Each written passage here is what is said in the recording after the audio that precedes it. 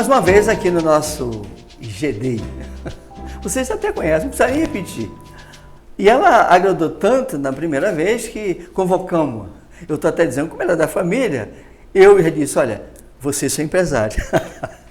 Bonantago, como a gente diz em Esperanto. Bete Costa. Bonantago. Tudo bem? Tudo bem.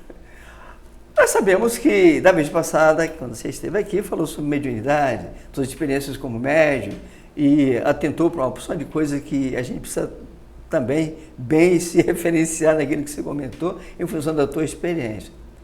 Mas você, profissionalmente, é assistente social.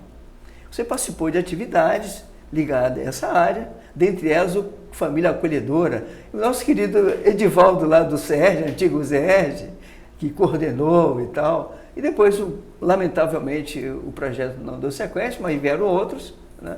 Não, na verdade deu, né? Hoje é uma política pública da Prefeitura do Rio. Ele continua então, só que tem outro viés. O formato mudou alguma coisinha. Exato.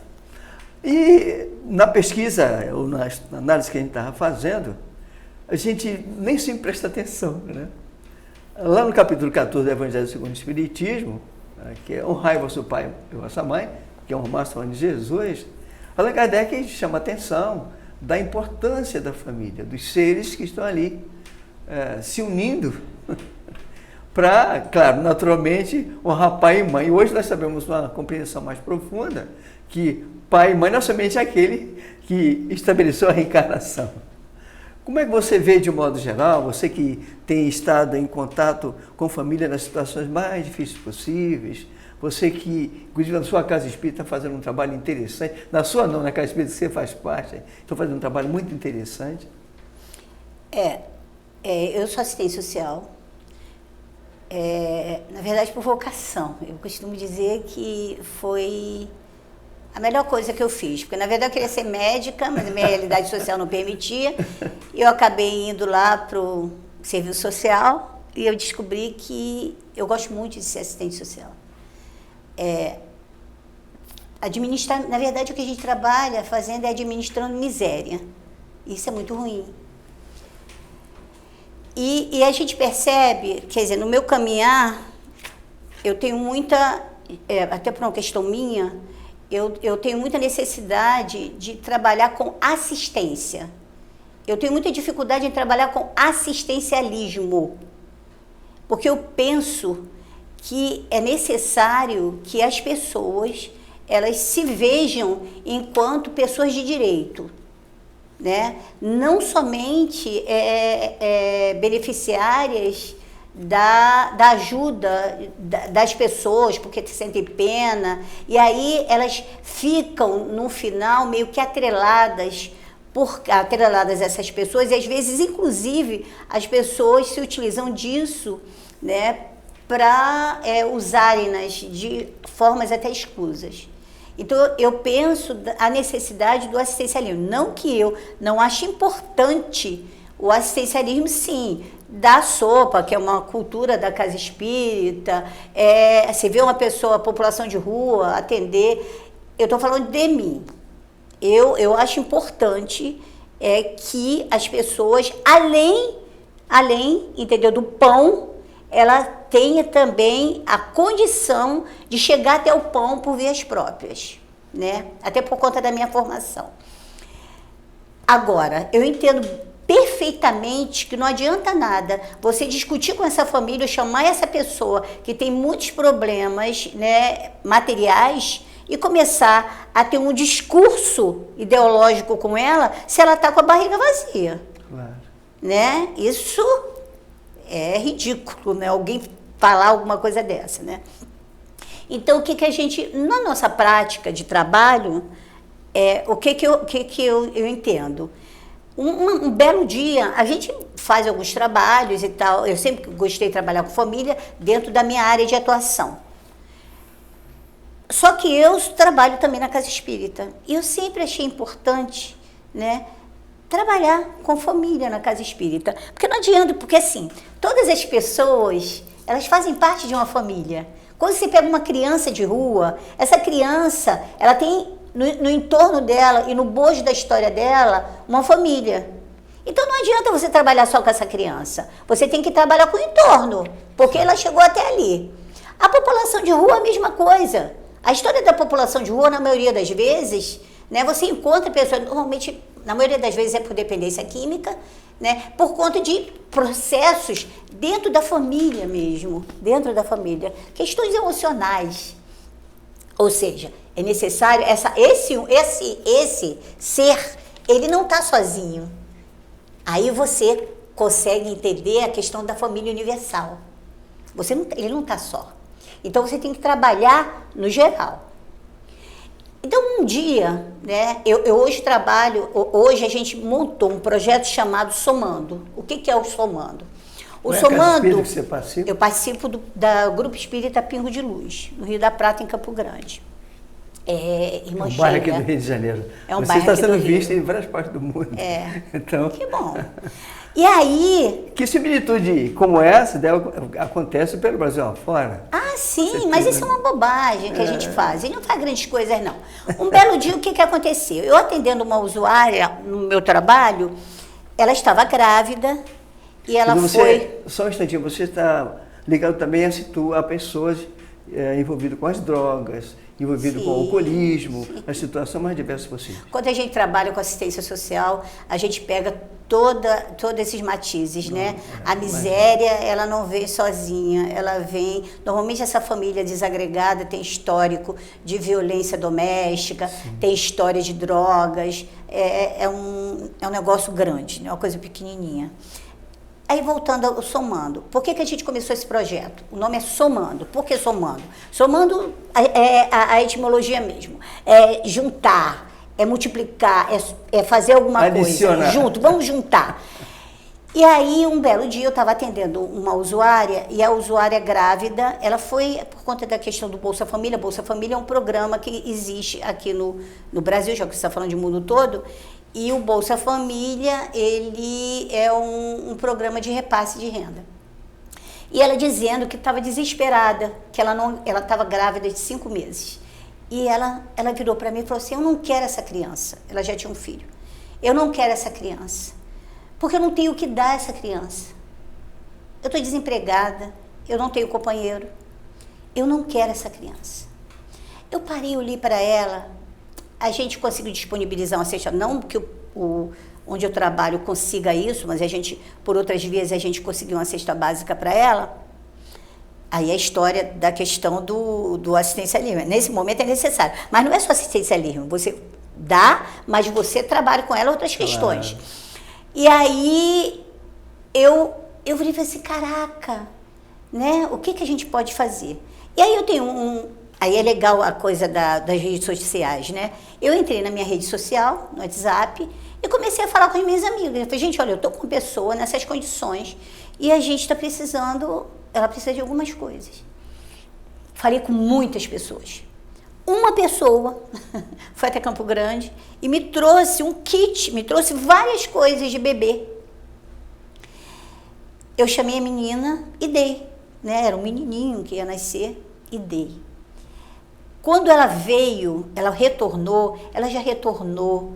já estava arrumadinha, pintada, era outra coisa, né?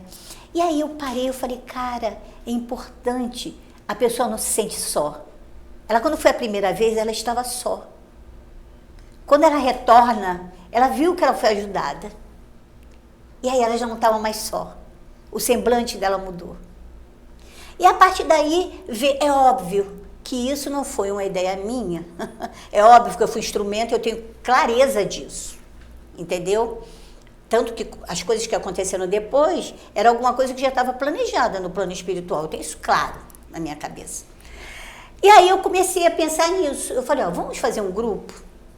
Aí eu montei um grupo, botei Somando, comecei a mandar para os amigos, e expliquei qual era a intenção, né? Como é que nós podíamos fazer para começar a montar, dar uns kits, né? Os kits. Devia ter trazido umas fotos, eu tenho no telefone. Então, qual é a ideia? Essas meninas, elas grávidas, carentes, elas vão até a casa espírita, elas participam de 3 reuniões. Nessas reuniões a gente trabalha maternagem, maternidade, direitos, higiene, a questão da alimentação do bebê. No geral, ver essa pessoa como um ser integral. E é dentro da casa espírita. Não tem conotação religiosa. Só que a gente faz dentro de uma casa... Isso eu falo para elas, né? Só que é dentro de uma casa espírita, que é um espaço religioso.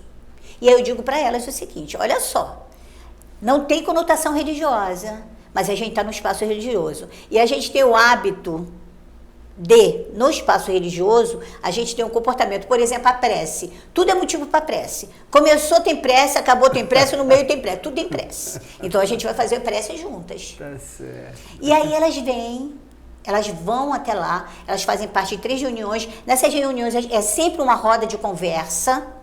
E aí a gente chama advogado, a gente faz vivência com elas, a gente faz várias coisas. E é a coisa impressionante, já tem mais de um ano, teve um ano e uns 4 meses talvez, já tem. Essas mulheres, elas retornam, elas ganham kit. Esse kit é uma banheira nova, com várias coisas, enche, né? Eu boto fralda descartável, fralda de pano, ou seja, o que é necessário para um bebê. E tem coisas seminovas também, porque tem bebês que perdem, né? E aí a gente pega as coisas seminovas. Aí a gente bota algumas coisas seminovas, mas principalmente coisas novas, para elas perceberem. Esse viés aí que eu achei muito interessante. Vocês preferem que seja coisa nova, porque muitas das vezes, em função do processo da caridade, muitas vezes o pessoal faz confusão, né? Mistura tudo. O pessoal só dá coisa que está sobrando. Está sobrando. Está sobrando. Não está lá em casa, e aí? Eu estou usando exatamente isso. Não leva lá para o centro. Quando diz assim, leva lá para o centrinho. Leva para o centrinho, aí vai o negócio, que basicamente, às vezes, até uma roupa totalmente rasgada, horrível. Então, não, o que eu boto? Porque o dinheiro que nós temos, porque esse grupo, ele ajudava muito, até que hoje não tem muita algumas pessoas davam R$50 por mês. Aí hoje, como muita gente deixou de dar, foi aparecendo, por isso que eu falo da espiritualidade. Exatamente. Foi aparecendo um monte de roupa. Um monte de roupa que foi aparecendo, roupa de adultos, né? Aí eu comecei a falar, vou fazer um bazar. E aí a gente começou a fazer um bazar de boca a boca. Aí a gente vende para os parentes, vende para a filha, vende para a sobrinha. Vende para a gente mesmo. Vende para a gente mesmo. Vende para a gente. Ah, esse sapato é do bazar. Esse sapato é do bazar que eu comprei. Ou seja, esse dinheiro junto, porque cada kit leva em média, são R$150 cada kit, sim, por baixo. Sem aquelas roupas bonitas, porque o vestidinho eu já uso seminovo. Sim. E aí eu boto lá.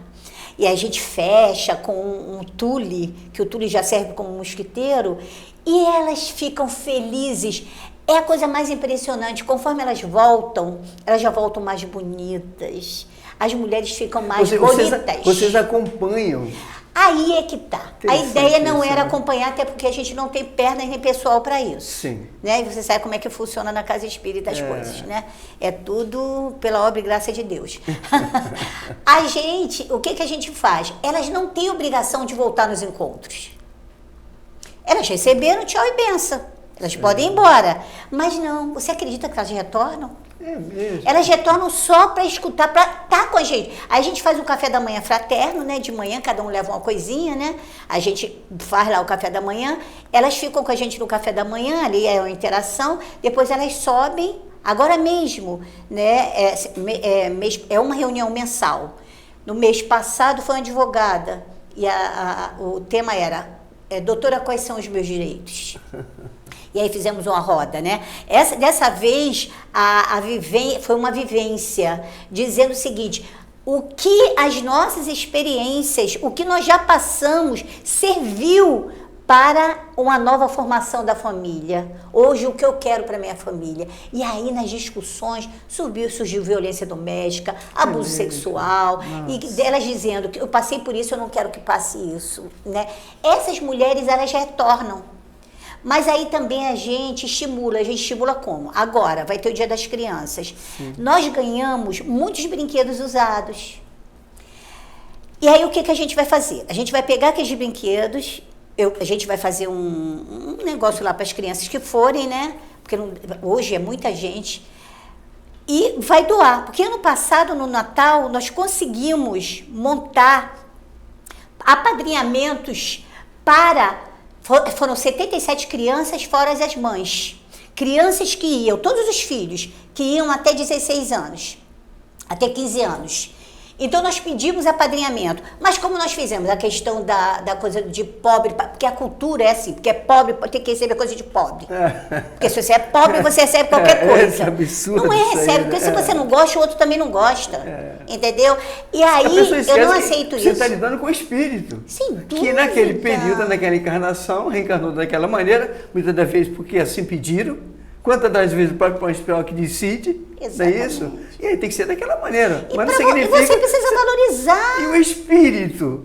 E você, com todas as inspirações, você está usando como físico, uma situação econômica ou uma situação social em função da tua necessidade. Exatamente. É exatamente isso que eu falo. Quando eu fiz, aliás, eu vou contar essa experiência.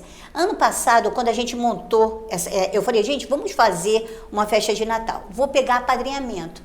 Aí comecei a pedir apadrinhamento. Só que eu não pedi somente para as crianças, eu pedi para as mães também. Ora, se essas mães que lutam, essas mães se submetem a pedir uma cesta básica, se submetem a ir lá pegar um kit, por que elas não vão receber? Só que eu falei o seguinte, você vai dar um presente como se fosse para você.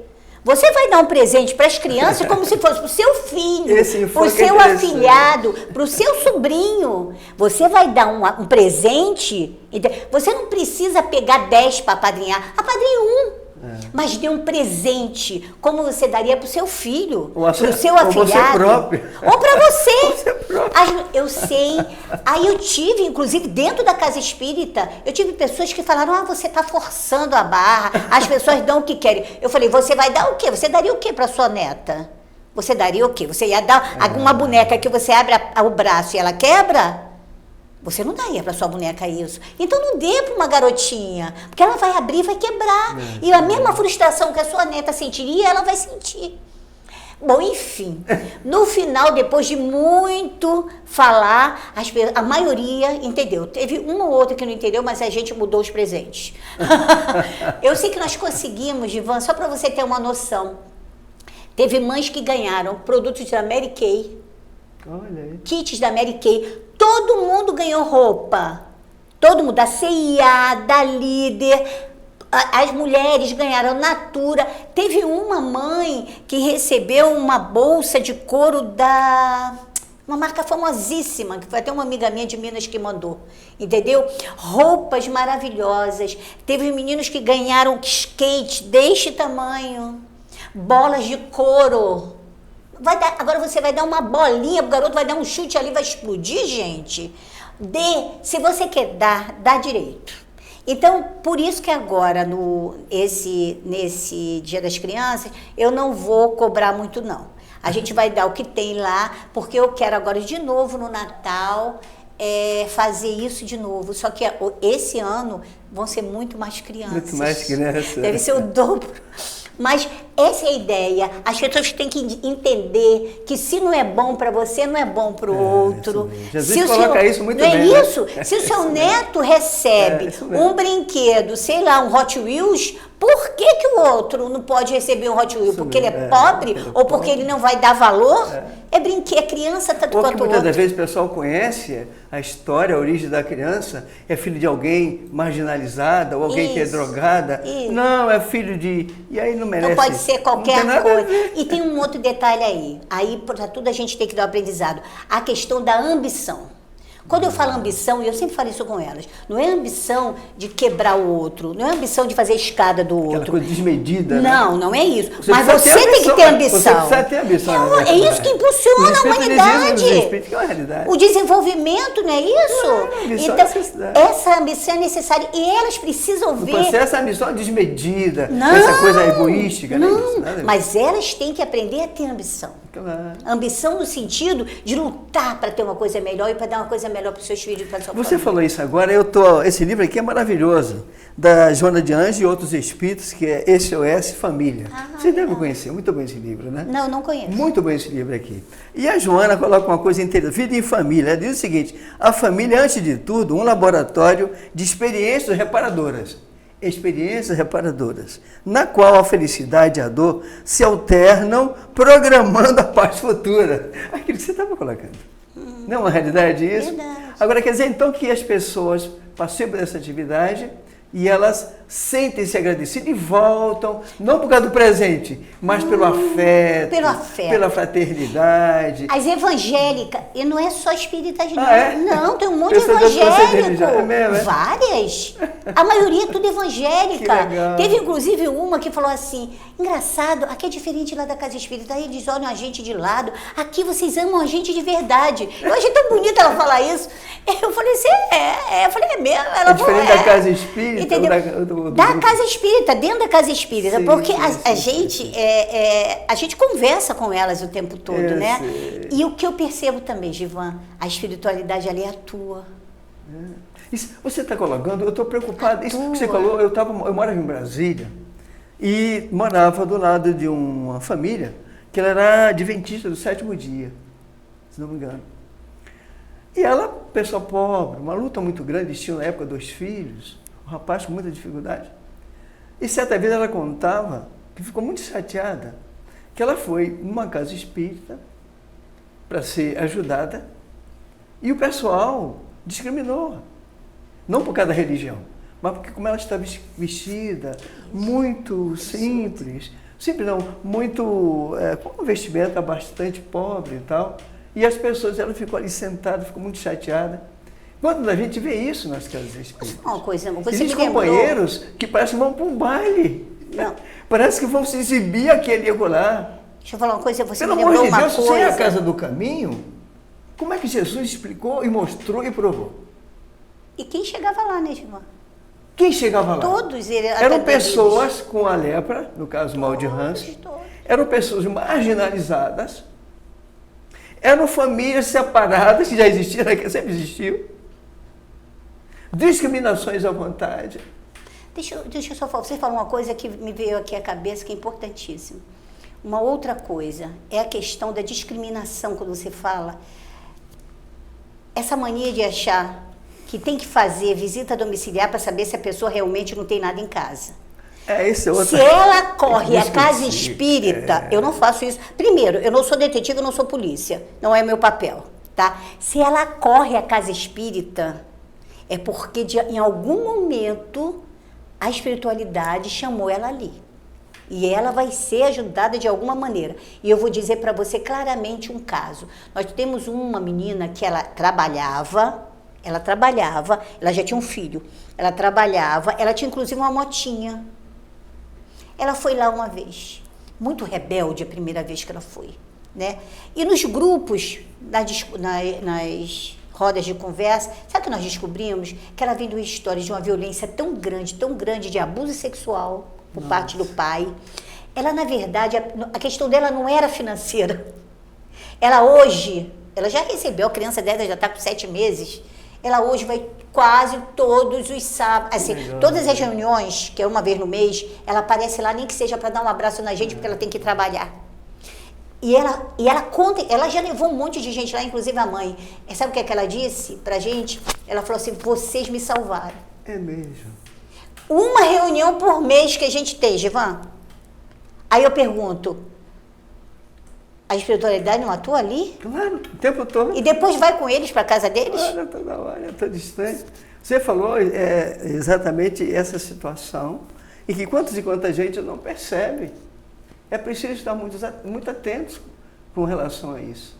Para não estatizar, né, meu termo, mas, espécie assim, normatizar.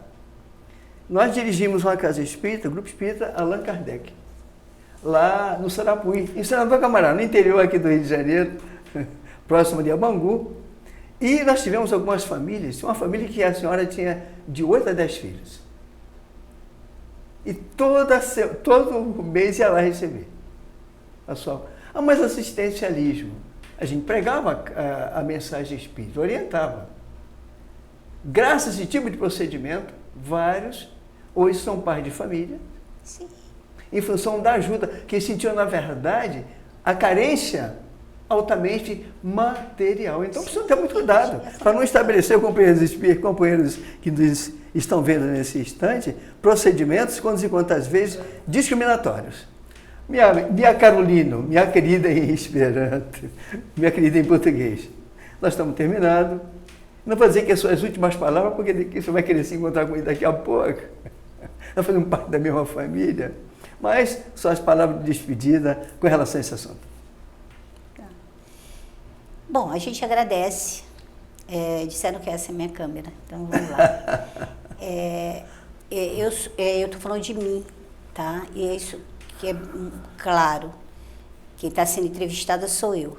Então, assim, as coisas que eu falei são coisas que eu entendo e que eu percebo. Eu vejo a necessidade de nós termos um cuidado maior, parar com essa discussão de que o pobre é o pobre, você só vai atender se você chegar lá, ele abrir o armário para você e você perceber que não tem nada comida lá dentro. E isso é indigno, isso é imoral, sabe? Isso não é cristão. Quem acorre a nós precisa de algo, pode ser material ou não. E do material, que às vezes é o caminho para o espiritual. Eu, por conta da minha formação, e aí eu falo de mim, eu preciso coadunar as duas coisas. Eu preciso que essas pessoas cresçam enquanto seres para o mundo, enquanto cidadão. E elas se perceberem enquanto cidadão, e conseguirem falar enquanto cidadão. Não ficar abaixando a cabeça porque ganha uma cesta básica. E ninguém pode se achar no direito, entendeu? De achar que é melhor, porque de alguma forma... Até porque é uma bobagem, gente. É um valor muito irrisório. Tem pessoas que gastam isso com sapatos, que tem 10, tem dois pés, e tem 20 pares de sapatos, 50 pares, pelo amor de Deus. Então tem coisas assim. Nós temos um compromisso. Eu não sou... Eu estou longe, eu sou uma pessoa indisciplinada, e aí eu falo de mim novamente. Eu sou indisciplinada, tenho muitas dificuldades, né? Estou sempre questionando muita coisa. E eu acho importante questionar. Isso eu não acho ruim, não. Tá? Eu sou das pessoas que questionam mais. E é por isso que eu tenho tantas dificuldades. E é por isso que eu gostaria muito de ser mais simples. Não sou. Se eu fosse mais simples hoje, eu estaria, quem sabe, ainda na mesa mediúnica, fazendo coisas melhores. Aí a gente faz o que pode. Aí a gente só agradece, né? E eu sigo um preceito, pelo meu tento, né? É amar a Deus sobre todas as coisas e ao seu próximo como a si mesmo. Gostaria de amar mais. Se eu amasse mais, eu talvez fosse melhor, tá? Muito obrigada por tudo. Portanto, vocês do nosso GD, que prazer tê-los conosco. Beth Costa, de Gerevido. De Gerevido para você também. Até a próxima oportunidade.